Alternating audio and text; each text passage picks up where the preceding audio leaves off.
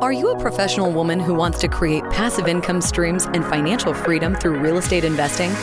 Join us here on Real Estate Investor Goddesses, hosted by Monick Halm. Listen to women who are rocking it in real estate investments as they share their stories of success, failures, and best advice in real estate investing. Start creating real wealth through real estate.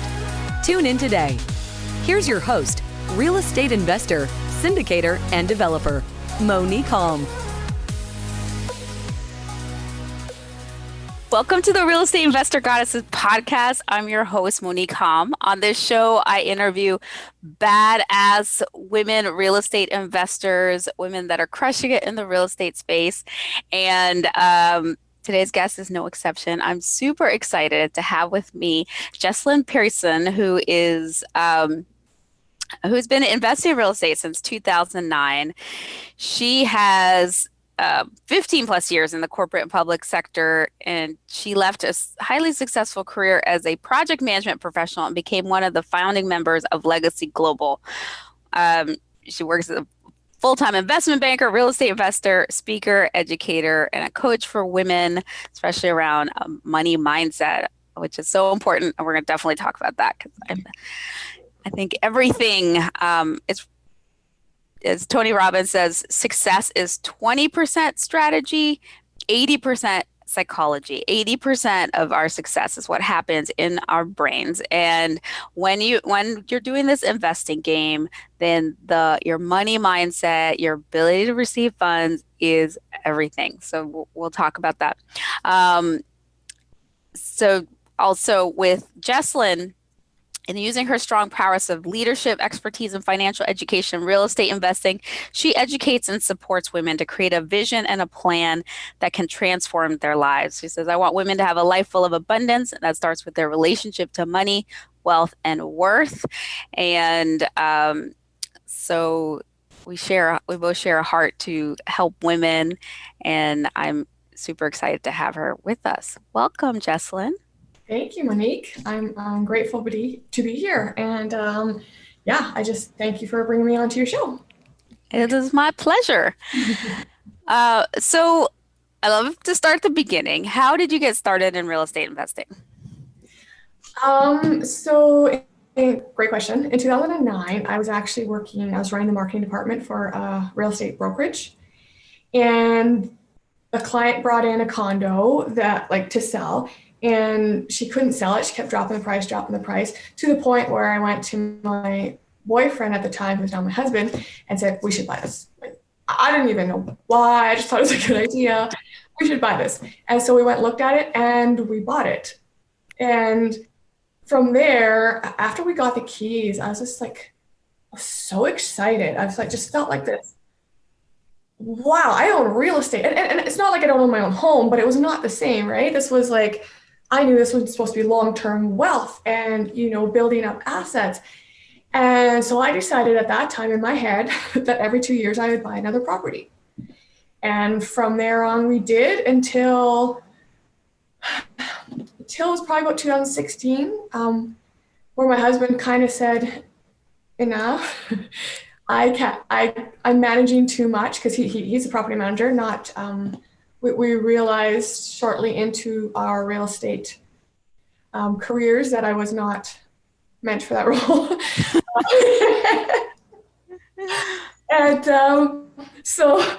And we had 2 kids. We were both working full time. And so he's like, enough. And I was like, oh, okay, I have to support this. I don't like it, right? And so what I did is I did some research when he was gone to look at one of our properties out of our province. And I found the largest real estate investment network we have here in Canada. And I signed him up, figuring he would meet people who were like-minded and understand maybe the excitement and what it can do for you a little better. And it worked. So he was in there probably by about the 6th month that he was in that network, we turned around and bought 3 more properties in less than 12 months. So it's again, like you said, it's the mind shift, and nothing here changed in terms of his workload. It was just how he was viewing it and how he was managing his time, I think. So that's kind of how I got into it and how we progressed to where we did. That's a great story. I want to rewind a bit because a lot of people, because you had you had a home and you decided we should buy this and going to rent it out, and a lot of people, especially women, we don't just come up with that. A lot of people just don't even think to do it. I know I didn't. I completely fell into real estate by accident. So what was it that made you go, I want to be an investor. I want to buy this, rent it out, let it make me money. What was that? Where'd you learn that, or how did you come up with that? That, a great question. I've always had a passion for real estate. And as I grew through my career, I was approached, be a realtor, be a mortgage broker. And I'm like, no, thank you. No, thank you. I'm not interested. But I still love the idea of real estate. And I couldn't figure out why. And then as I was, reading and getting more knowledgeable, I was like, all the wealthy have real estate in their portfolio somewhere, somehow. And I think it just kind of went click. If you want to grow your wealth for, 20, 30 years down the road, this is a good way. I mean, especially when you're young enough to be able to manage it all on your own and figure out the bumps along the way. And so, yeah, that's how it kind of just, it sunk in for me. And then again, once the first one happened, it was contagious. I love it. And then also going back to your story about your husband having that mindset shift when he went through, and this might be a question for him, but what do you think caused the shift? I have ideas based off of your story, but I'd love to hear what do you think caused that shift for him? I think there was a couple of things. One being part of it, I think he was supporting my dream. He wasn't maybe fully on board with like the vision I saw of why we should own X amount of properties and what it could do for us. And so when he was with others, which you probably appreciate in this room with several hundred people, it's dominantly men. So they maybe say it differently than I did. I got him to realize he was thinking small. Thought like, okay, this is enough. When when you ran the numbers, if you want to leave your job or anything should happen, it's not. So, and if you want to build a wealth, especially if something you want to pass on to your kids, again, what we had was not. And so I think he shifted slightly there to realize he needs to think bigger. And when he did, he was like, okay, I'll just get a process in place. And so we lined it up. So if we ever need to bring in a property manager, we're prepared 100%. Here's the files. Here's what it is. We've even put it into our budget for rent and stuff. So our renters pay as if we have a property manager right now, because at some time we know we will step out of that role. So I think that was part of it for sure. And being surrounded by like-minded people who, a lot of them had much, much bigger portfolios. And so when you're sitting with those people, you're intimidated. You're like, oh, how did they do that? I want to know, right? And they were very giving of information in those rooms. And then he just got wowed by it as well, to the point where we learned it enough and stayed in it long enough to start to give back to the new people in the room. So yeah. That is the value of events. That's the value of network. That's why I created Real Estate Investor Goddesses in large part, because I know the value of the network in real estate and having people that are further along than you, that can inspire you, that can show you the way. But also, like you were saying, most of those rooms are all men. Right? And I thought, wouldn't it be nice if there was a room like that, but it's all women? That would be nice. Yeah, that's why we created here. But that's why I did Real Estate Investor Goddesses, because it was like, this is so amazing. It's awesome for women. We're so good at it, but it's all men. Like anywhere like most of the places you go. So, but yeah, there's so much value in that. So tell us a little bit more about like what you're currently working on. Before we started rolling, you were you were sharing, but again, like what are the types of deals that you're doing now? What are your investments like now? Yeah, so we do have a mixed portfolio of condos and what we call suited houses, which you would refer to as a duplex. So we'll buy a home and then we'll gut the basement, suite it, and then rent both the up and downstairs. As we grew our portfolio, we realized some of the purchases we made weren't maybe the best. So we are slowly getting out of condos and single family homes. We sold a couple in 2020. And we want to focus, if we're going to tangibly hold these properties, we want just the duplex suite properties or larger units. It just makes more sense for us when you run the numbers and when you have to manage it to show up at a property. Yeah. Versus a property of say 4 units or 20 units, right? So that is one. And then we're also partners in, you mentioned in my bio, on Legacy Global, which it's a combination of education, like on like coaching on money, mindset. And also we offer options in real estate. There we have the distressed property fund, and then we have the joint venture Matchmaker. So tell us a little bit more about each of those. What's like the joint venture Matchmaker and distressed property fund? Yeah, you bet. So the distressed property fund is, well, as you can imagine, we go and buy properties that are distressed, and it's kind of like a cash offer. So for the owner who's selling it, they don't have to do anything with realtors, listing it, anything. We just make them a cash offer. If they accept it, we take it off their hands right away. And then we do what we have to do with it. Doesn't need renos. Sometimes we reno and sell. Sometimes we'll reno and rent. And people can invest in it because we don't buy just one. We have a fund so that we have the money when it's time for a property to come up to be able to just buy it straight out.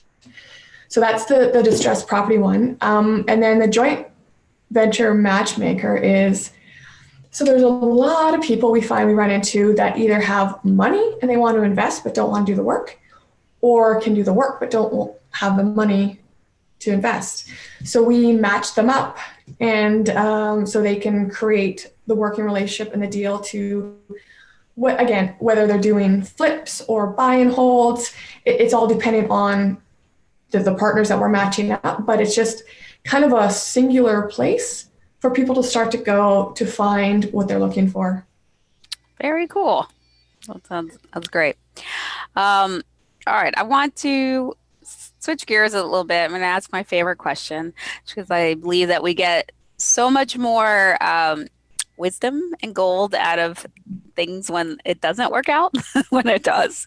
So what was your biggest mistake and what did you learn from it? Our biggest mistake, I would say, is it was a combination of buying condos cheap because they were cheap. Nothing to do with the location, whether it was rentable, whether it needed renos. And then also when doing that, buying blindly. We had no metrics. Let's be honest, we didn't know what we're doing. We just knew we're going to buy it. Look like a great deal, let's buy it. And we did that a couple times before we started to learn a little bit of our lesson, when, big condo fees come or assessments come and you're like, oh, these are things you don't know about. That's why I'm not the biggest fan of condos personally. That's why we're getting Yeah, so that was our biggest one where it was, but we don't look at it as a loss by any stretch. We look at it as an education, like you said. Yeah, very likely would not have learned it as well if we were just reading a book. And we still made money. It's not like we didn't make money, right? We held on to them and rented them out. They were just not a good money maker. Like you'd cover your costs kind of a thing. And that's not the idea of real estate, right? It's cash flow and pay down. So yeah, that was a good one. Well, I always say that you're going to get your education either at the front end, you invest it in the front end, or you'll get it at the end, right? Like in the middle. Like either way, you're going to educate yourself, right? And it tends to be much less painful if you get the education at the front end and kind of learn. But either way, you're paying tuition into that's tuition into the University of Life. And it's not a wasted opportunity if you learn the lesson, right? So Right. you definitely got the lesson. Yes. But And we maybe, can share our wisdom. yeah, there might have been other ways in which you can get that lesson, but that was good. And what are you most proud of? I am most proud of, what's a good one? Investing with my spouse. And I say that because it's not easy, especially up front when you're both trying to figure it out. And I also realized when I started going to those rooms with the investors, that's the number one question my husband and I always got asked. How do you get your partner on board? How do you get your partner involved? And I'm like, wow, like when you can make it work, especially when you have different personalities enough to take on different components of the deal, right? Like I mentioned, my husband does the property management and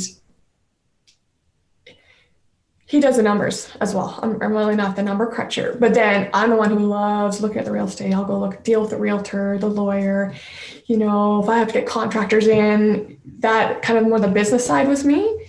So for us, it worked out to pair together. But again, up front, we didn't know our roles. So when I tried to do property management, we learned our roles. I would just get so emotional with things where what do you mean they didn't pay their rent? Or what do you mean it's not? What do you mean they're going to be late? He goes, you know what? Maybe you should still be involved in this part. I'm like, Yeah. I work with my husband too. So my husband's my partner. And so, yeah, figuring out those roles is a big part of it. At the beginning, we were both trying to do everything, right? The same things. And we had the same, both of us were doing everything and and stepping on each other's toes. And that we had to figure out, okay, this is what you do best. That's your lane. This is what I do best. This is my lane. Or this is what I maybe not even do best, but this is what I prefer. Or this is what I'm best at. This is what you're best at. We split those lanes and yeah, it makes it so much better. And it is such a joy though when you do have your partner on board and you can work together and you're building a wealth and a legacy for your family together. I think it's the best. Yeah, I would agree. Yeah. All right. And to what do you attribute your success? It's a combination of willing to take the risk, right? To just go buy something out of the blue. It was risky. And it's not the only thing. The partnerships we've created were also, again, investments and risky. Perseverance. When you get some of those hard knocks in real estate, you don't quit. You figure it out, you learn how to deal with it. And that's anything from a bad reno to renters who leave you to dealing with the courts. It's there. But if you can learn it and get past it, you'll come out the other end much more successfully. And you'll appreciate what you have that much more because you know what it took to get you there and to get you through it. Yeah. That's beautiful. It sounds like, you have a great mindset. All right. You have a great abundance mindset, money mindset. Because I know you work with other women, helping them with that piece. What advice do you have for women around that money mindset piece? Well, you hit it right on. I'd say the abundance. So many, and I was there. I was there. I had more the poverty mentality, the survival. Gotta work, save. But when you realize the flip side of abundance and money is everywhere, and there's people who want to invest it and partner with you, you just start to see it.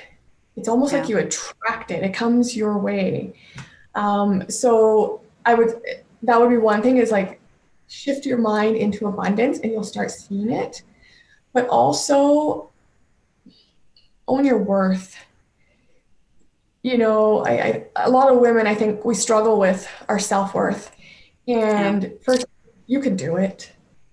Anyone can do this. It's really not that hard. And you can partner with these people who have millions. If you want to do the work, you can. Just Yeah. trust yourself, step off the ledge, and it becomes available. Yeah. Yeah. That's definitely something that I realized too, as when I started, as I was bringing groups of investors together to purchase properties, and I thought, oh man, like how do I find the money? Like who's going to want to give me money to invest in properties? And realizing, first of all, um, there is, I've realized there's so much there. I used to think the money was the issue. It's like the money is not, there's so much money. It's just finding the appropriate deals that make the most sense. That's kind of the bigger challenge. Which I never would have thought that at the beginning.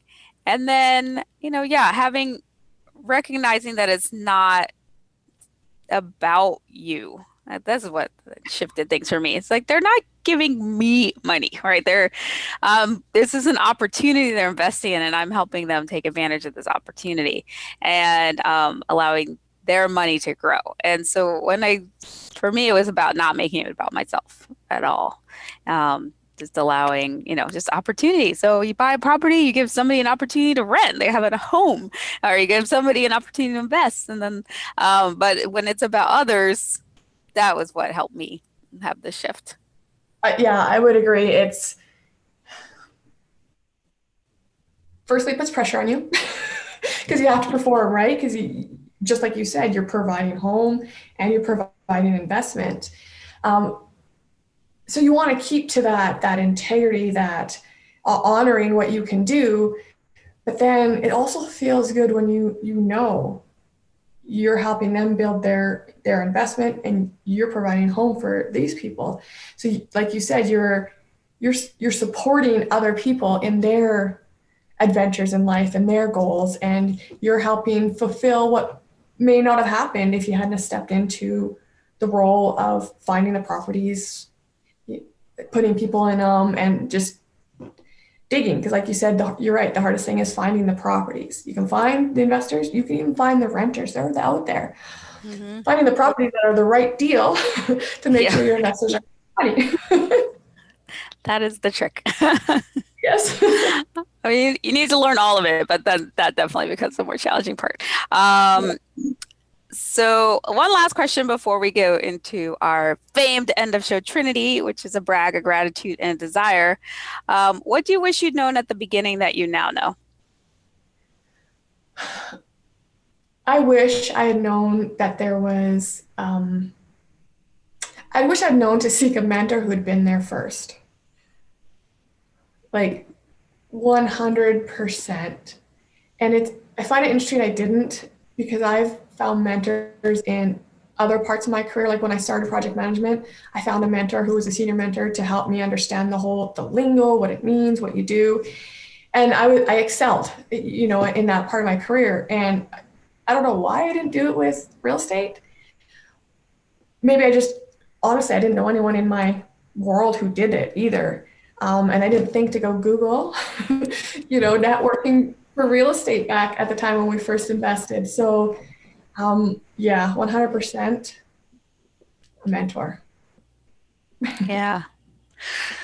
To help with that education on the front end versus on the back end. Yeah, you even if you pay for it. Like I was fortunate to have a lot of mentors who just mentored me because they wanted to.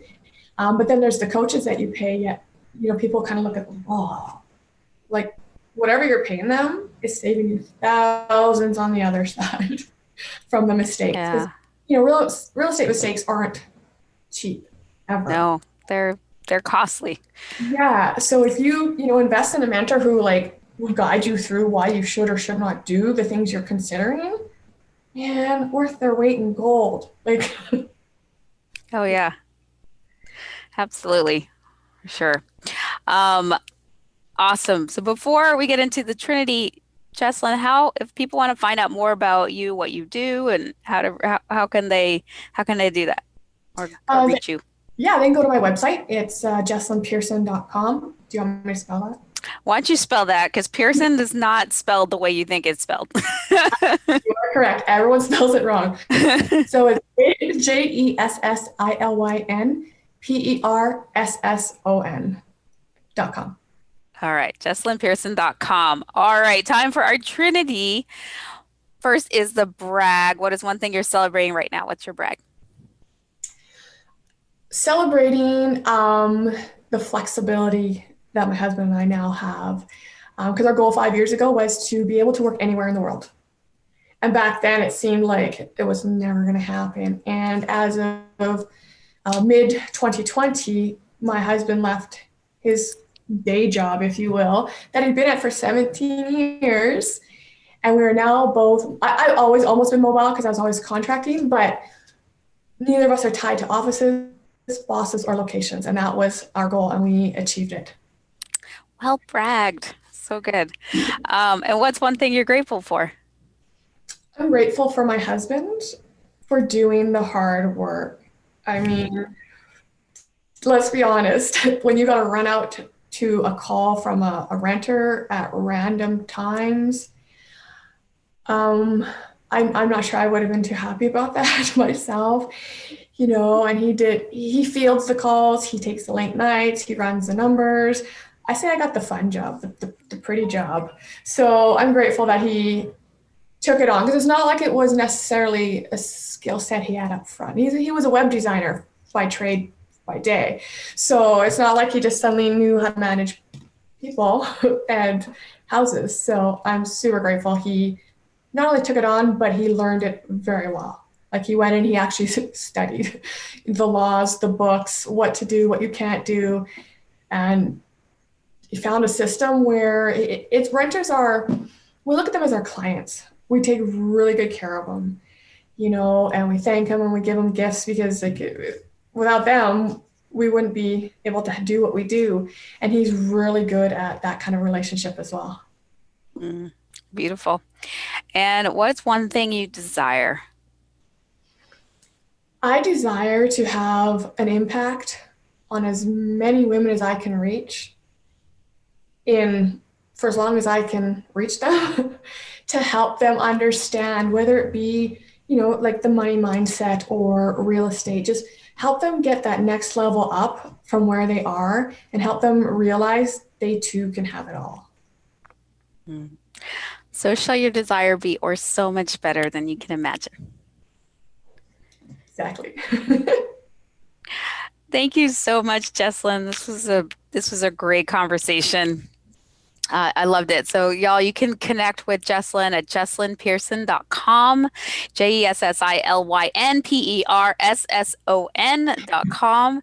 You can connect with me at reigoddesses.com. There you can find our investor club, where we have passive investing opportunities. You can join our community of real estate investor goddesses from all over the world. Join our events, all women events, where you will be also inspired and motivated, and we'll meet incredible people. And then, of course, you can find out too about our education and mentorship program. So all of that is at reigoddesses.com. Definitely like and subscribe to this podcast, share it with your friends, and leave a review. 5 stars is awesome. We love having you. And so join us next time for another Real Estate Investor Goddesses podcast interview. Bye-bye. You have just listened to another episode of Real Estate Investor Goddesses, a show dedicated to sharing stories of women creating real wealth through real estate. If you found value on what you just heard, feel free to share with your friends. Visit us at reigoddesses.com to learn more about our programs and live events, as well as to access other resources. Until next time.